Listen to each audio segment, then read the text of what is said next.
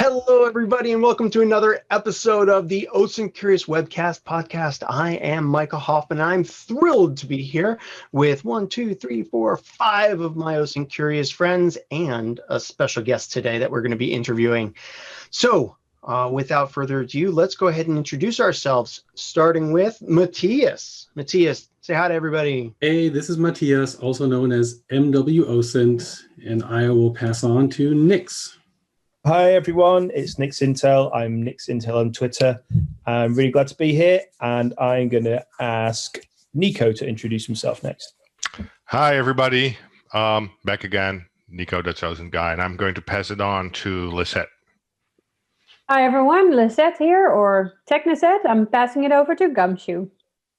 Hey, this is John TerBush, the Gumshoe on Twitter, and I guess I'll pass it back to Micah for the intro. I'm going to pass it to Matthias, who's going to introduce our special guest for today. Yeah, I'm really happy that he's here today. Samuel, also known as OSINT Geek. Samuel is a former law enforcement officer, now working as a cyber risk engineer. And next to being one of the most important people in OSINT in Germany, he's the person that I'm actually planning a conference with.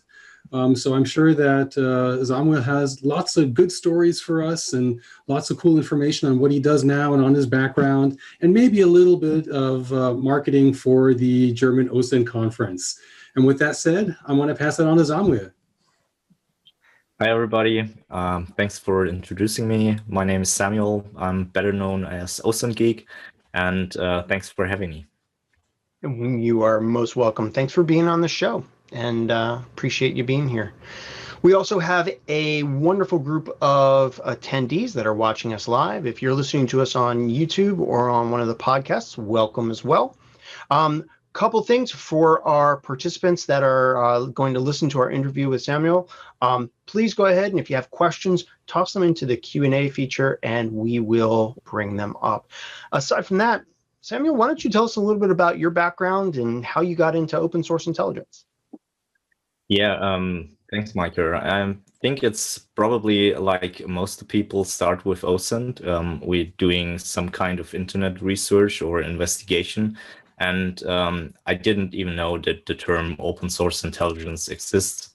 So it was when I was with law enforcement. I was a detective for internet fraud. And I had some knowledge about how the internet works and all the stuff websites do, because I started very early with programming my own websites and content management systems. So I understood somehow how the internet works. But while investigating cases of internet fraud, I wanted to dig deeper, and I was probably one of the more technical skilled persons on the cases, and so I tried to figure out which websites are linked. Can I find another fake shop that is using the same text and the imprint or something like this? And I did this while we had the golden time of OSINT, when it was still possible to conduct a whois request and get the name of the registrant and the email address and everything that's attached to a website. And now it's still possible for law enforcement, but you have to pose a request and wait until you get the answer for your question. So back then, things were much easier and faster. And so it was possible, because most of the criminals were lazy people, to link different domains and different websites, web shops together. And that way I was able to build up bigger cases against groups who did those jobs. And when I wanted to dig deeper into how the technical stuff works, I took a course on internet technologies. And then I also discovered just this big term, open source intelligence. And the website of Michael Bazell was still up and the tools were available. I got his book and started to learn everything I could about internet investigations, about OSINT in general. And then I also took a course on open source intelligence, which was performed by the European Union. And I also attended the Open Source Intelligence Conference by Europol. And so I got into OSINT. And funny thing is, when I attended the conference of Europol, I had to take vacation because nobody understood what OSINT is and why it should help law enforcement. So, and now I am here. Thanks for the invitation. And as you can tell by my name or my handle, I'm really into OSINT because it's fascinating me.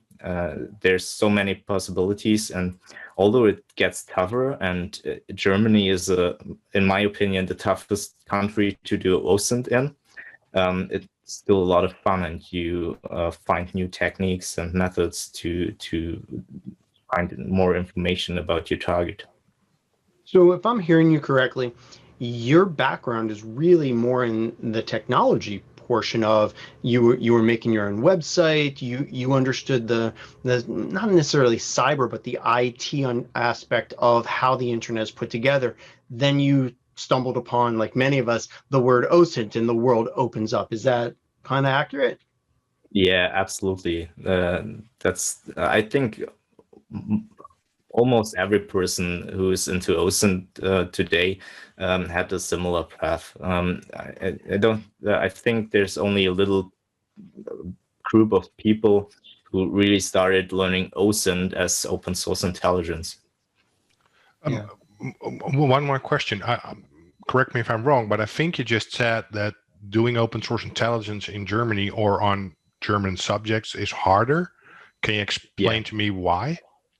Because we have really strong privacy laws, and they tend to get even stronger and stricter. And German people don't really like social media that much. It's coming over the ocean, and people start to share things, and some overshare absolutely. But in general, it's not like in the US that you just can look up people online and see if they went to jail or how their financials are and what their last employee was. And Germany, it's much harder to find anything about a person because most people, when you register at your local administration, they even say, I don't want to appear in a telephone book. So you don't even find a phone number attached to a person. Well, if you want, we have several social media platforms in the United States that we'd love to send over to Germany, get you all hooked on the TikToks or something. I know we don't actually own that yet, but we can get you hooked on some platforms. Parlay is all the rage, I hear. Yeah, actually, we had some social media platforms like Wer kennt wen. So it was Who Knows Who. And there you had relationships between persons. And but most of these platforms died when Facebook became bigger. Yeah. So when I was with, sorry. When I was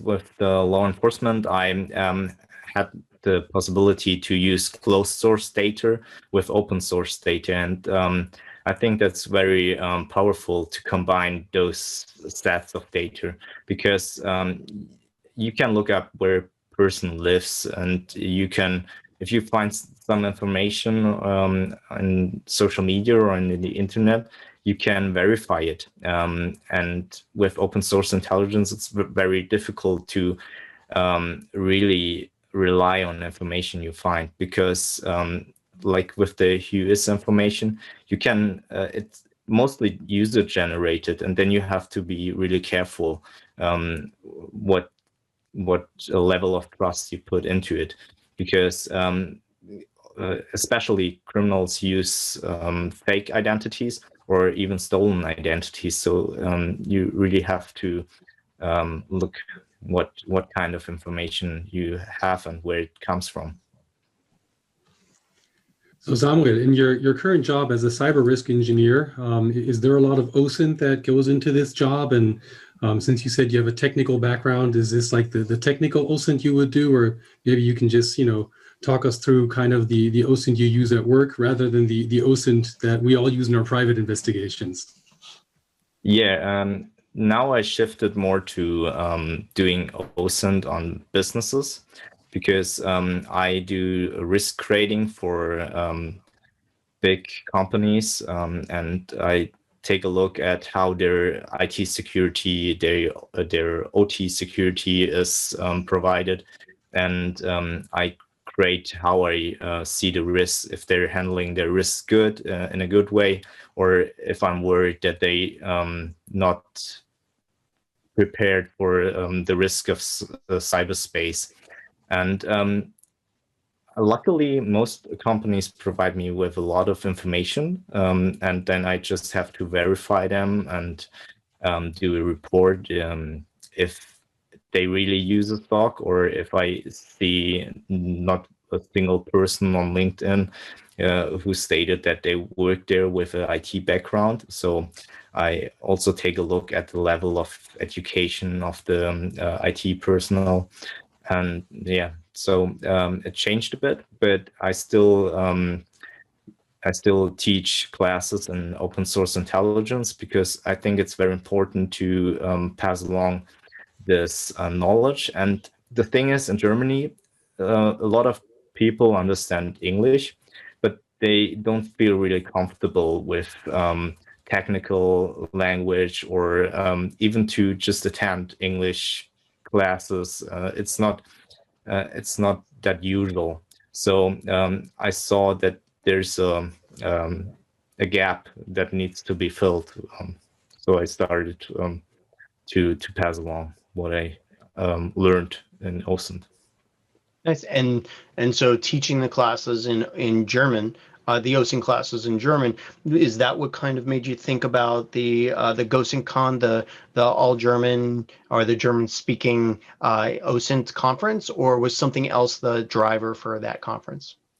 I saw that there is this gap, and then I got in touch with Matthias, and we started to build this idea in July. So it's only a few months old, but we both knew that not all the law enforcement agencies and all the companies in Germany that could use and benefit from open source intelligence really use it, or even know that they're conducting OSINT, because like me, most of the people don't know the term open source intelligence exists. So we want to open up their mind and show them, okay, this is the big term OSINT, and you don't really need to learn about a lot of tools, because if you have a platform or something you want to find out, you just open up Google and type in whatever you want to know plus OSINT, and you probably find an article or tool that helps you with this task.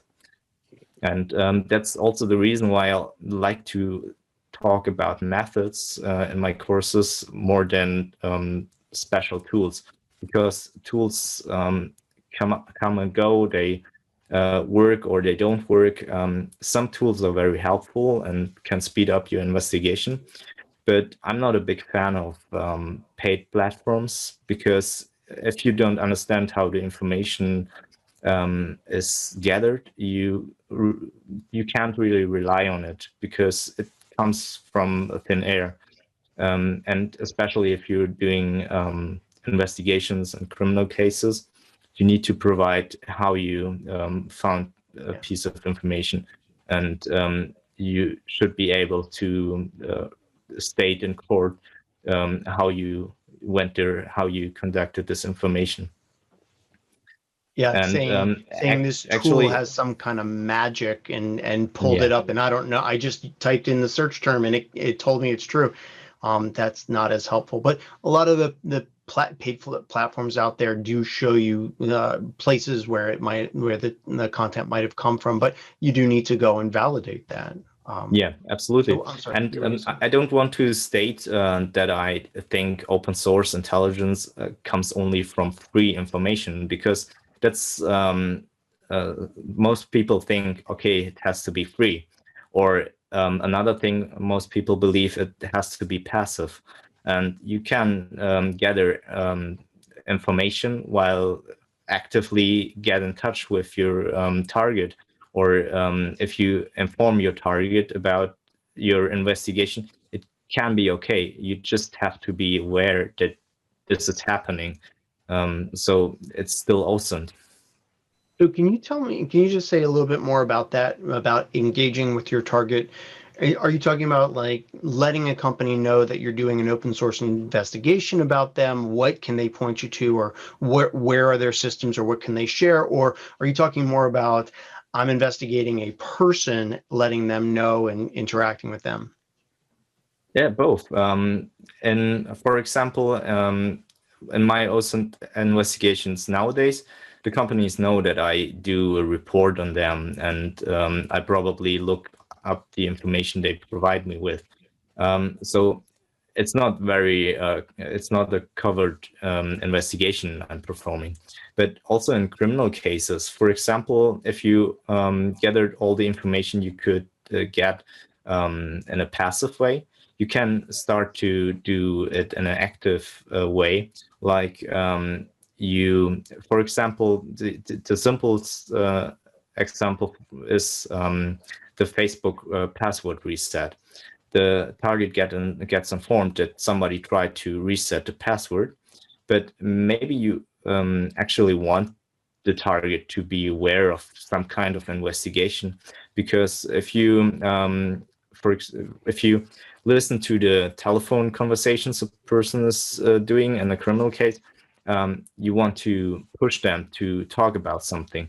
And if they know, okay, there's something odd, maybe they start to communicate again with their partner.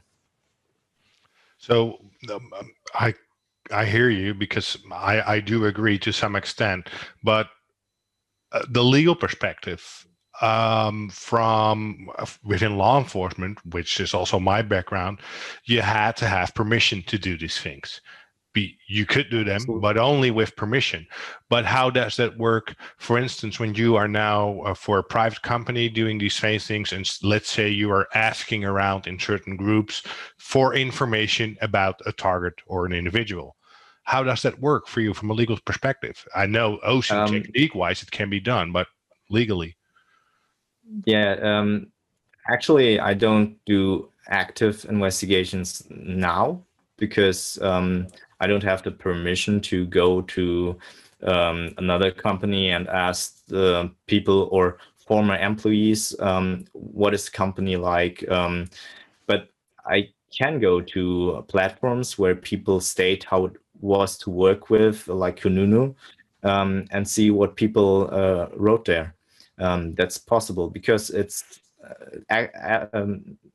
everybody can access this information. It's not hidden. I don't have to trigger something. So it's okay. And in the criminal cases, there's the saying, you can get information that is open to everybody to some extent. If you start to build up a fake persona, a sock puppet, and you start to interact and you make your target feel some level of trust that you are really this person you pretend to be, then you have to get a warrant and permission by a judge. But wouldn't you say that that's crossing the line from open source intelligence to online investigations? Because in my opinion, that those are two different worlds that are very similar, but they are different, because investigations is really taking that extra step, where open source intelligence is not that. Would you agree on that, or would you say no? Yeah, we're not on the same page? But there are shades of gray, and these intelligence I heard the word disciplines, 50. It was not me. I saw some. Sorry, I had to. Go ahead. maybe you have some background knowledge about it, but no, just back to the point. Yeah, there are different disciplines, and maybe it's more into human intelligence or stockment, but these things tend to combine, and you can't really tell them apart. And that's also the reason why Christina and I created this course where we combine these different techniques, because in a criminal investigation, you can't think, okay, this is this box, open source intelligence, and this is another box, and we don't let the information we got from one box interfere with another. It's really you pivot on every information and use it with closed source data, with open source data, with your online investigation. And if you have like the permission to create a fake persona who really interacts, or you have people who observe your target, you pass them along the information and you use it back. And so it should be possible to use information from different intelligence gathering disciplines.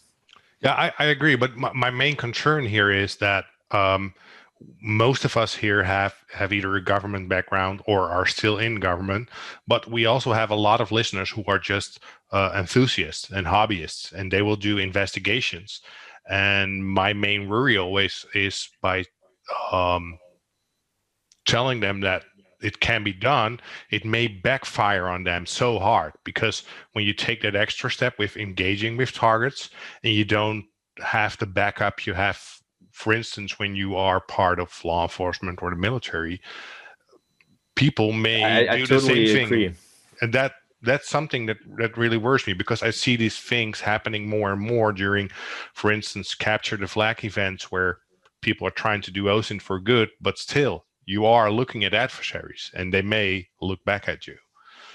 Yeah, absolutely. And that's also the reason why Matthias and I decided to talk about how people think crowdsourced investigations can be performed, and what's the benefit of it, and what are the risks, because that's a topic that is not that much discussed. And you're absolutely right, you have to be aware what types of methods you can use to conduct your investigation. And also another topic that is rarely talked about is ethics, because yeah, you can do it, but is it really ethical to look up a person you saw in a video clip who was doing something without knowing the context and putting information out there? Or the Netflix documentary about Don't Fuck with Cats. It was really eye-opening, because they stated maybe we also pushed the person to commit those crimes because it was a cat and mouse play. So Wen here in the Q&A, I hope I pronounced the name correctly, has a question asking, do you always use active engagement as a tool or as a last resort? So would you use it per se during an investigation to get in touch with your target to see if you could maybe get more information? Or would this be something you would try at the very end when you've tried all of your tricks? It really depends on the case. And normally it's better to first conduct all the passive information, because once you use the active method, there's no going back. Your target knows that there's something on, and you can't undo the target knowing that there's something happening. So it's better this way. And also, like Nico said, it's easier to use passive information gathering techniques than active, and you have a more solid legal ground you can work with. Also, I think once you are looking to go active, it's always helpful to have as much information as possible before you take that step. Yeah, like Christina and I will talk about this in our course, that you use these open source information to build up your persona to fit your target, because one thing builds on another. Yeah, you want to be someone they would talk to, right? Sorry? You want to be someone they would talk to, that they would engage with. Yeah. So, Samuel, you mentioned several times Christina. You're talking, of course, about Christina Licati, who actually will be a future guest here on the show. We're very lucky to have her, and I think she's in the studio audience today. Can you tell us a little bit about the class that you and she are going to teach? Because it sounds like it's an interesting combination. Instead of just OSINT, here's how to reverse image search, here's how to set up a sock puppet. It sounds like there's some psychology in there, and your background of being a geek, maybe some computery stuff as well. Yeah, absolutely. And we don't just talk about OSINT, SOCMENT, and HUMANT, but we also combine these techniques and use them as different layers of a cyber investigation, and to really conduct deep information gathering techniques and engage with your target. And we really aim at law enforcement agencies who investigate like terrorists or extremism, or very severe cases where it's possible to use these techniques. Cool. Sounds very interesting. Yeah. Will it be in German only or also in English? No, it will be in English, so tough times for me.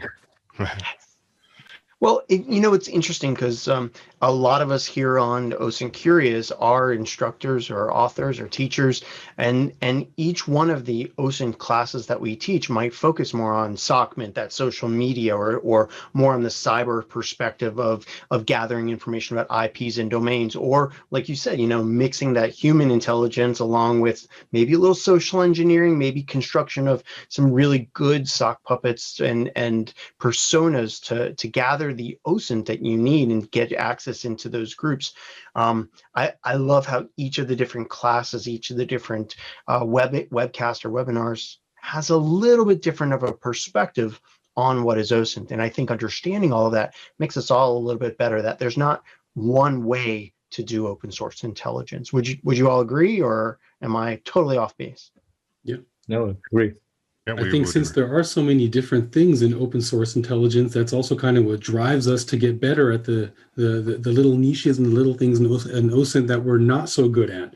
So again, the question that we have for every guest, Samuel, what do you want to get better at in OSINT? I currently learned how to automate gatherings on websites. So I started to learn something more about the Selenium driver. I think that's something I really want to deepen my knowledge. And I used to do some scripts with Bash or Python, but I didn't use it that much in the last time. So maybe I want to use it more. And I also think it's a good technique to be able to write a simple tool to do to get one piece of information that would take you forever if you do it manually. So one of the things I'll suggest as somebody who has done some Python is the Scrapey tool. Scrapey is absolutely amazing for writing your own you write a config file to go ahead and grab a script, grab a website. It is super easy to use, and you can also use it in Python, but you don't have to know Python for it. But I'm right there with you. Technical. I used to write a little script that helped me with the website investigations that like a first response tool that gathered all the HUIS information and information from the website, because in Germany, web shops are required to have an imprint. So there's a lot of identifiable information like phone number, email address, and stuff like that. And I scraped everything of that and built a report. But since most of the sources aren't available publicly, it has not that much for benefit anymore. Still, it helps you learn a little bit more about how things are put together and all. So, well, I wanted to say we are going to transition to talking about the news and all, but before we do that, there are several websites here that we think that you should know about Samuel, about OSINT Geek. Here's his Twitter, twitter.com/OSINTgeek. And we also have your website, osintgeek.de. And I'm assuming there's a link to the course up here, maybe for your and Christina's course, or is that on a different site? Yeah, it's also there. Cool. And you also mentioned this. Can you tell us a little bit about it? The German Open Source Intelligence Conference. I organized together with Matthias, and although the name is English, it will be a German-speaking conference this year only. We plan to include English talks next year, and we hope we can do an in-person conference next year. But we have a really interesting lineup for this year, and we had to change some plans and switch locations because of the corona virus. But still, it will be a very interesting conference, and I'm really excited about it. Excellent.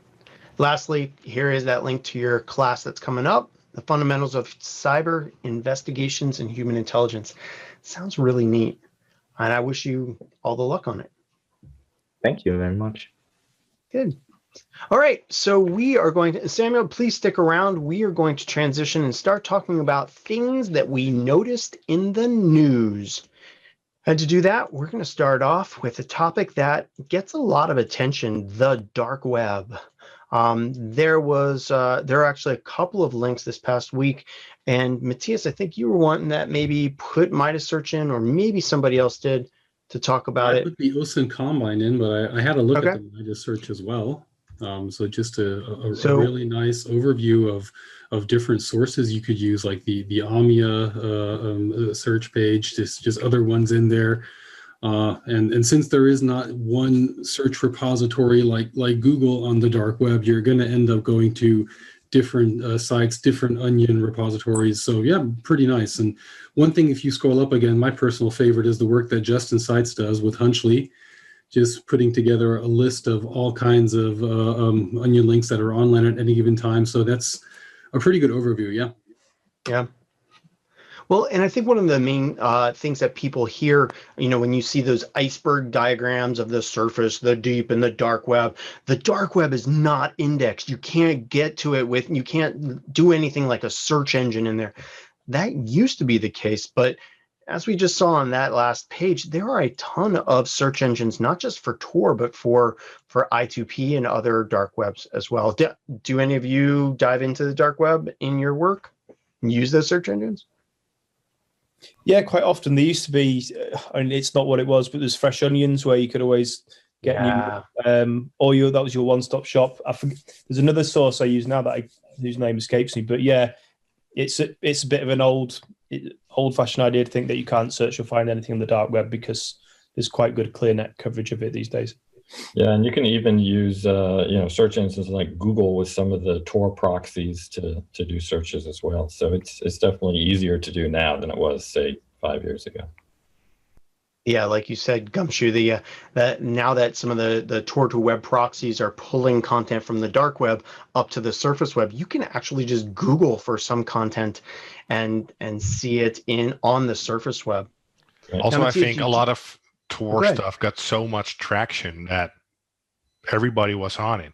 I now personally have a harder time finding information on, for instance, let's say, I don't know, Twitter, or maybe even those encrypted chat apps like the new one, Parler, Snapchat.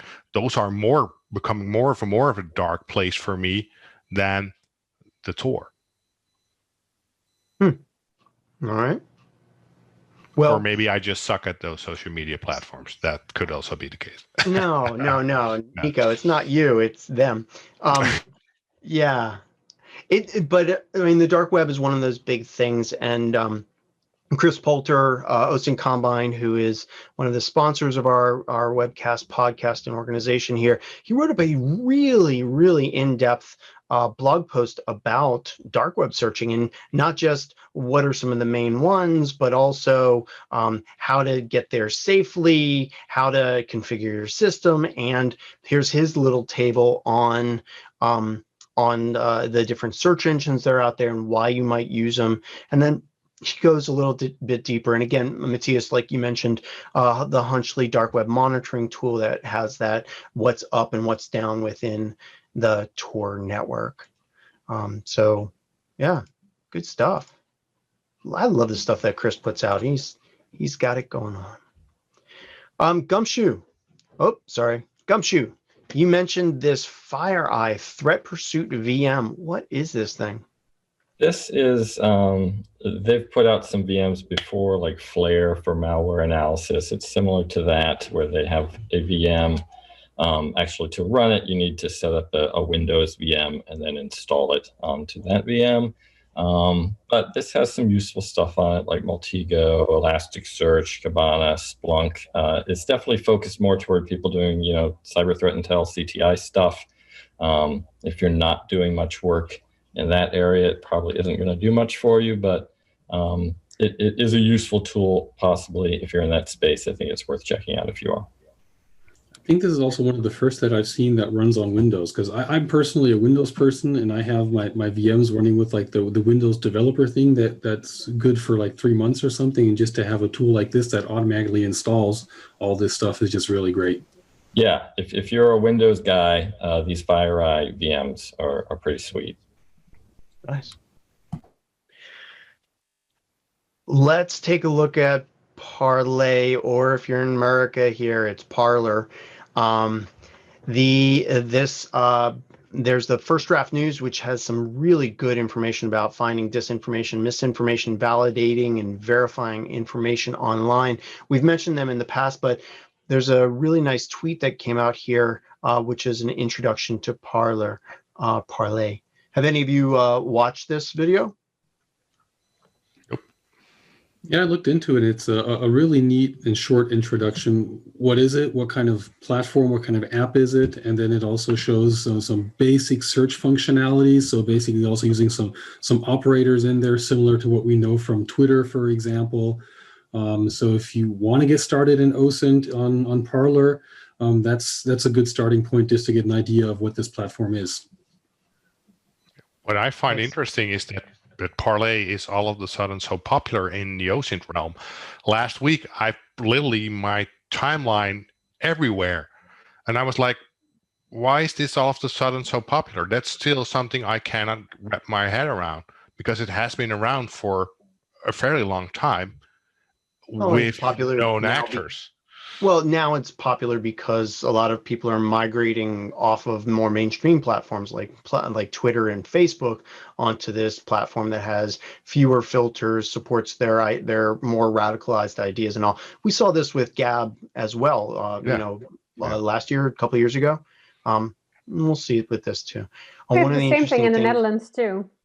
We have FriendsWeb, which is suddenly getting more popular because it's less filtering. And during the holidays here in the Netherlands, we have one occasion where there's a little racism. No, it's not little. It's a little. It's huge. It's a huge racism debate. And where the mainstream social media like Twitter and Facebook are now saying, we're not going to post any more pictures of Zwarte Piet, which is like literally translated Black Pete. Yeah. They're not going to who's a Christmas time traditional figure, right? This is somebody that Yeah, Sinterklaas is somewhat like Santa Claus, but he comes on the 5th of December instead of the 25th or the 26th. And he has, instead of the little helpers Santa Claus has, he's got racist looking people. Yeah. And there are a lot of people who want to keep that old tradition alive, and they're getting banned off Facebook and Twitter, and now moving over to FriendsWeb because they don't have such a strict policy on the freedom of speech. So they all talk in their own little bubble. Yeah, so I guess that Parlay or Parler is also somewhat ventilating or letting people ventilate their opinion less strict than on Facebook and Twitter. Well, and I look to some of you that have been in law enforcement and done some of these more investigations into radical people and radical groups. It seems to me like we're seeing these cycles over and over again of expressing ideas on a more mainstream platform, getting a coalition, getting a group together, having closed groups or whatever it is on that platform, and then the platform not being appropriate for that message anymore, and then them taking the conversation off to another place. Do you find this happening as well? Well, a lot of them come back to the original big platforms when they find out that a lot of their friends and family who don't share their thoughts and opinions are not transitioning to those platforms. Yeah, and it's a target audience, right? They need to target someone to spread their message. So we saw that happen when people moved from Facebook to VK. And then it was pretty lonely on VK. And WhatsApp to Telegram. Oh, yeah. Yeah, it's a waterbed. It's a waterbed, constant waterbed. Yeah, the life cycle of some of these moves away to other platforms is quite short, I think, and a lot of them will be back on Twitter or Facebook in due course. Yeah, the one thing I really like about it, it keeps you sharp as an OSINT practitioner, because every now and then you get a new platform and you, what helps you have to get me familiar is to find with it. Yeah. It helps you find those nuggets again. And it also makes you more aware, maybe the platform that I'm currently comfortable with, for instance, Facebook or Twitter, also updated its platform and I didn't notice those new nuggets. For instance, new API updates or something else. Definitely helps keep you moving and changing with wherever your targets are, right? Yeah, I think that's one of the big things. Nico, you gave the waterbed metaphor, but it really is, as an OSINT investigator, we need to shift to the platforms that our targets are on instead of becoming an expert in this one and digging really deep there and ignoring the maybe more radicalized or sensitive target and topics that are being discussed on some of the other platforms that are emerging. We have to stay flexible. Great. This is a more technical topic, and I personally love it because I grew up doing the more technical things. This is about e-tags in HTTPS responses from servers.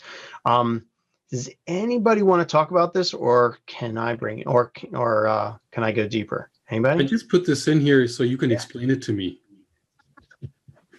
Awesome. Thank you. So here, I mean, in a nutshell, and I think this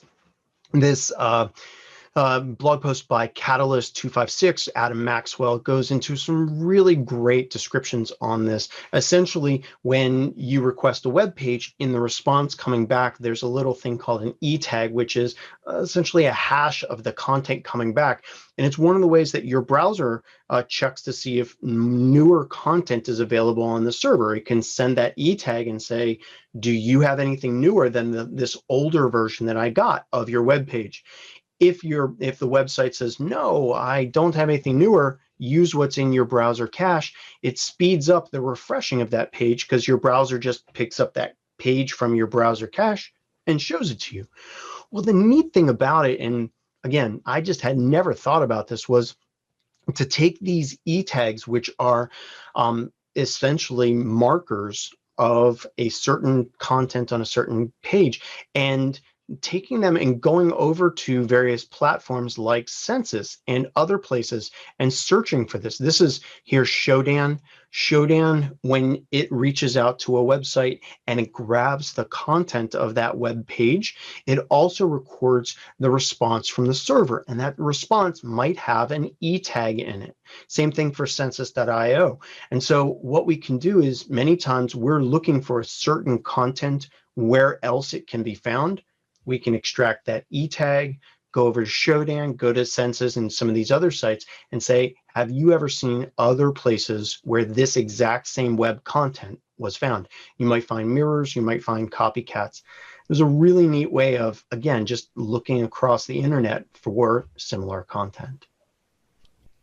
So I have a question about this, because this is not this is your geek material, not my geek material. So tell me an e-tag. I have a domain. I have, let's say, dutchosintguy.com, which has its own unique e-tag. Can I now drop that into a Shodanist kind of stuff? Because I'm trying to make sense of you saying what happens if that piece of code ends up somewhere else. All right, so here, take a look at this. Now I'm just going to do this live demo. I have no idea if it's even going to work, but I've got dutchosintguy.com here. I'm going to refresh this and just take a look at the main page.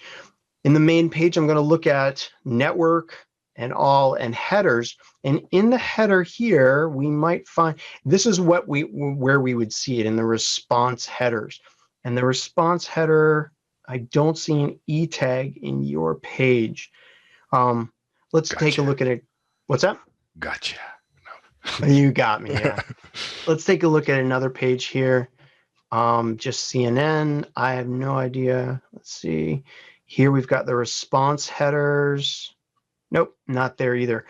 So this is what would happen is when Census or Shodan would go out to a website and grab the content, it would be for that page, not for the entire domain or site.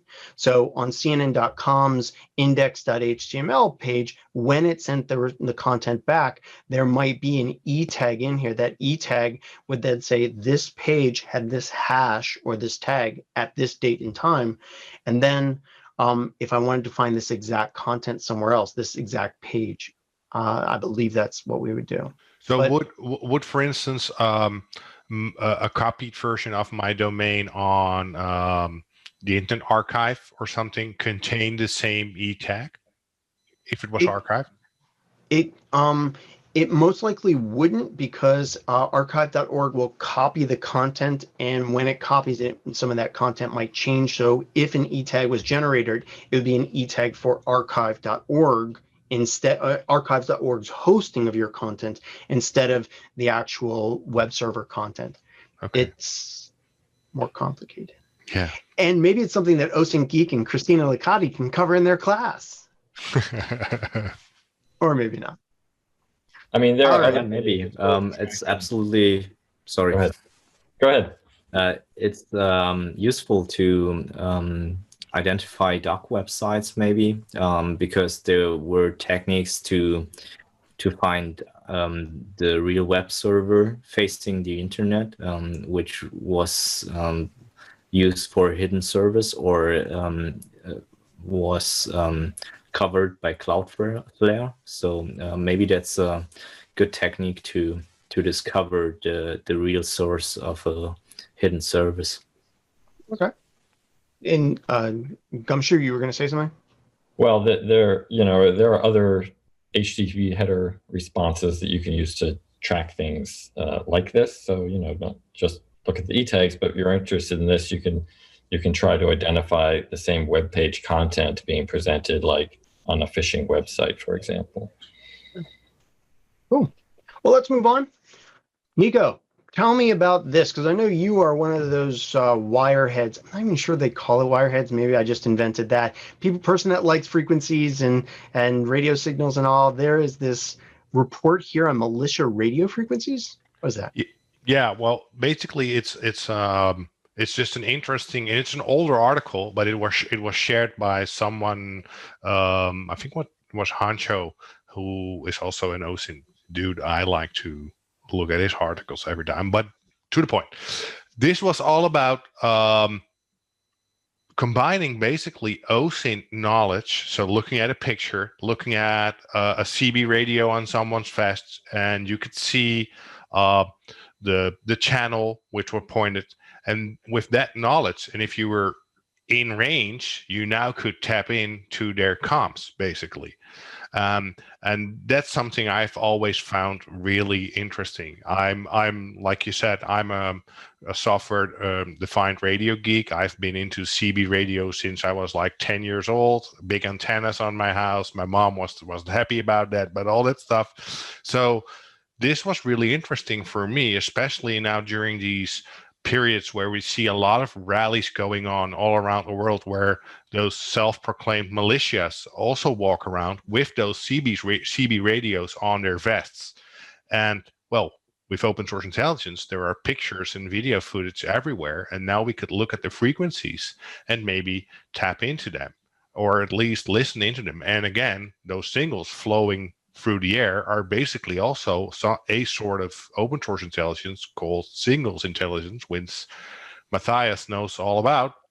We briefly geeked out about this article this morning about it because, yeah, it actually got me buying a new CB radio again. I read this article. I was like, I need a radio. I need to see what I can find out just by looking at the information, because these small radios have a range somewhere between 10 to 12 kilometers, and sometimes even 30 kilometers if you buy the right one out of AliExpress or Alibaba. Then you'll get longer ranges, and you could do some really powerful stuff. And also, actually, I did this many years back in Afghanistan, looking at Facebook profiles of my adversaries, in that case Taliban, and some of them were dumb enough to post pictures with their little ICOM radios with the frequencies. They post videos with the call signs. And that would make our work a lot easier. Apparently, they learned from that a while later. So then they had learned that out. So they had some sense of OPSEC. But in the beginning, that was just really, really easy. And taking this a bit further, what you can do nowadays is that you have so many platforms for web SDRs, people sharing their SDRs worldwide. So you don't have to physically be in that 12-kilometer radius if you can find an online web SDR in that area. So that means that we could listen into US comms from the Netherlands or Germany based off that information. So for those of you that are not familiar with all of the geek terms that we just threw out there, SDR is software-defined radio. It's a little USB dongle that you can put into your computer, and it listens to a wide variety of frequencies. And many times people will put those into their computer systems, collect the local radio signals, and then stream them across the internet. That's that web SDR that Matthias was talking about. Broadcastify and some other websites out there allow for that same thing. So you can be listening to certain frequencies across the world. It really is quite amazing. Yeah, and also what I found so interesting about it, because you have a lot of those encrypted CB radios nowadays, but even those are so easy to decrypt with SDR software, and it's so much fun. So yeah, this is my geeky side project. So Nico, are you going to be writing that web SDR blog post for us anytime soon? Not anytime soon, but I will write it. Okay. Yeah. It's interesting, and Lockpicking Pete, who's in our audience, mentions that you can listen to the ADS-B signals and other signals from aircraft using it. From my home here in the Washington D.C. area, just with a small antenna, I was picking up it broadcast signals from aircraft 16 miles away from my house, and it was really neat because 16 miles from my house is the White House. So it was pretty neat to see what's up in the sky just with this little $20 or $30 USB device. All right. Nico, tell me about YouTube data tools. We had a big stir up with the YouTube downloader. I think we covered that on the last webcast, but there's this site as well, the Digital Methods site. Yeah. So I'm a huge fan of the Digital Methods side in general, but this one I think is particularly useful if you want to do some analysis, for instance, on how video networks are related to each other. I've used this, I think it's almost 4 or 5 years ago now, when I entered at the Digital Method, and there's this summer school. And what we did, we looked for we took 50 known YouTube videos that were connected to Islamic State or hosted by Islamic State channels.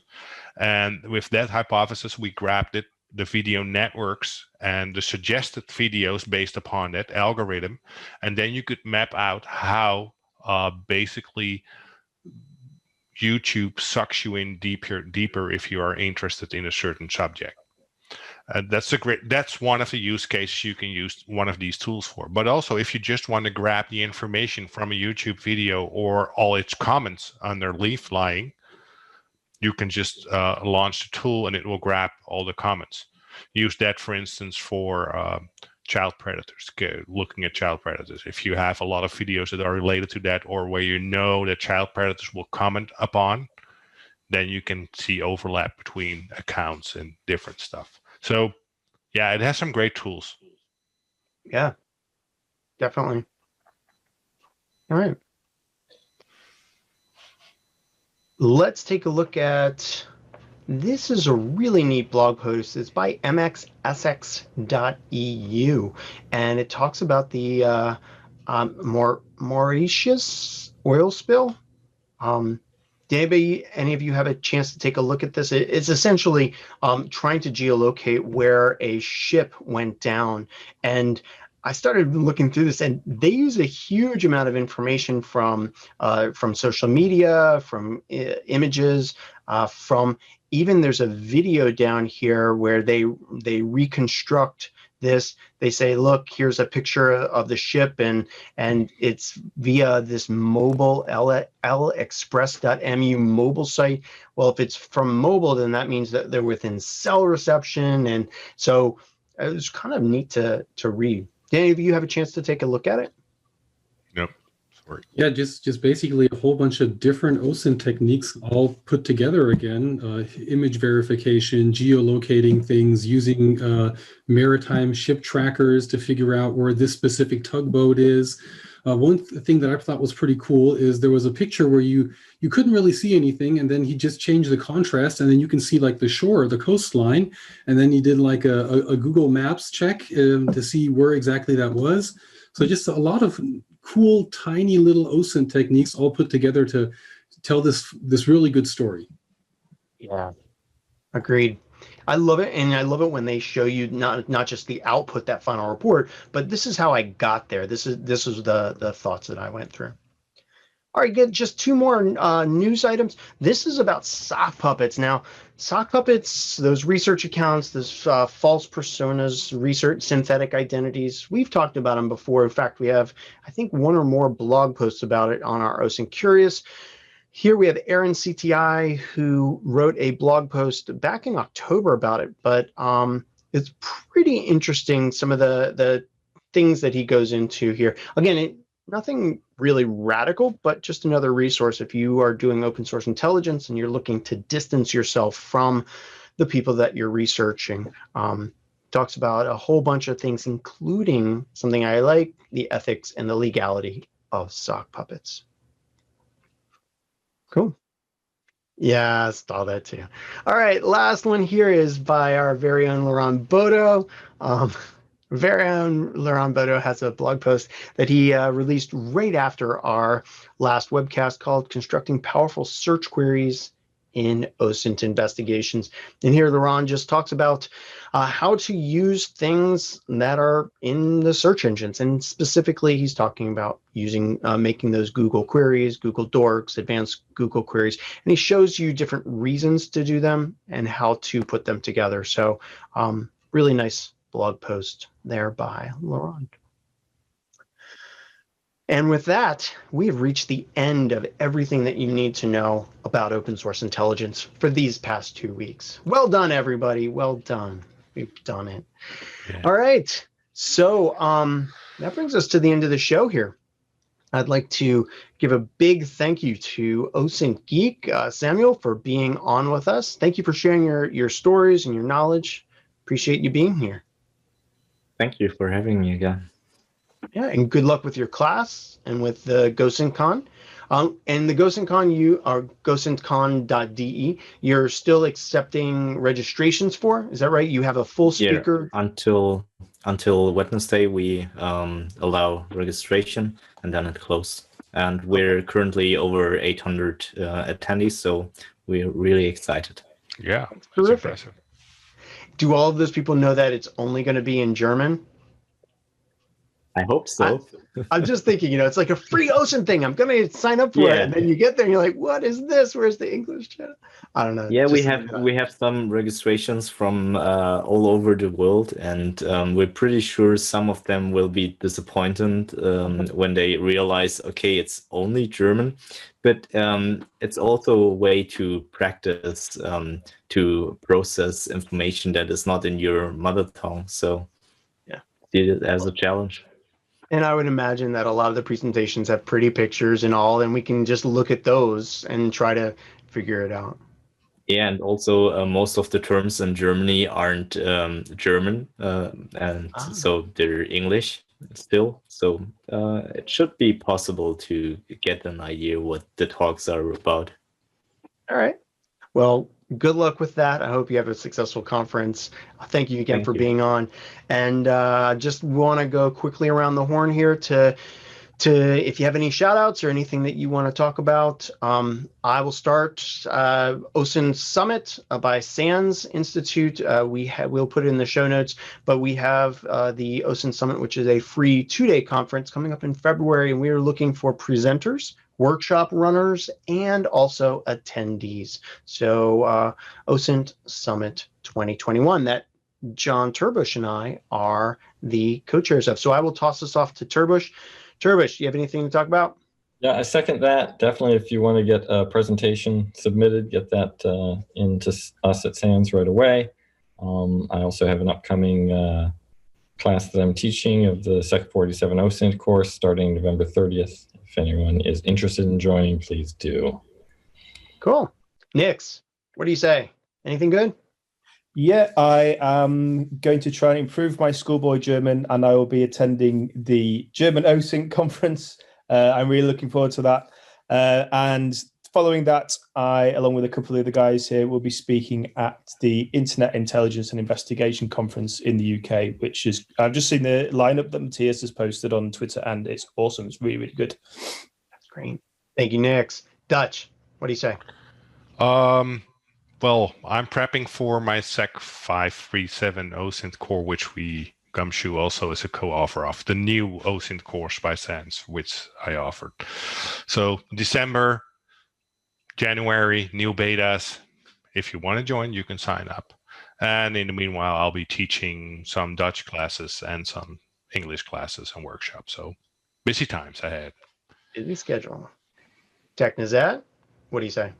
I'll also be speaking at the same conference Nix was mentioning, the NPCC, and then the Internet Intelligence and something else. Oh, it's such a long title. So we showed it's the 3I conference. Just got the 3I. There we go. It's on the 3I conference, and something I'm very fond about, but it's not as public as it is. I'm going to be lecturing at a university where people who are following the criminology, course, and they have a special couple of weeks where they pay attention to cold cases. So I'm going to be teaching them OSINT techniques to do on cold cases. So how to find very old information. And I'm very looking forward to teaching it. And I look forward to that blog post as well. Matthias, what do you say, sir? I will be joining Nix and Technisette at the 3I conference, talking about the use of mobile apps for OSINT. And next Sunday evening, around this time, I will be sipping a nice glass of rum when the OSINT Con is finally over. And we're hoping that it will be a great success. Very good. And I wish you best of luck. Thank you again to all of the OSINT Curious members. Thank you to our attendees that took some time out of their Sunday to be with us in person here. And ladies and gentlemen, there is just one last thing to do. And this time, I swear, I'm going to do it right. All right. We're going to say 1, 2, 3, and then we're going to say it. All right. Ready? 1, 2, 3. Stay OSINT curious. Goodbye, everybody. Goodbye, everybody. Have a great 2 weeks. We'll see you later. Bye-bye. Bye.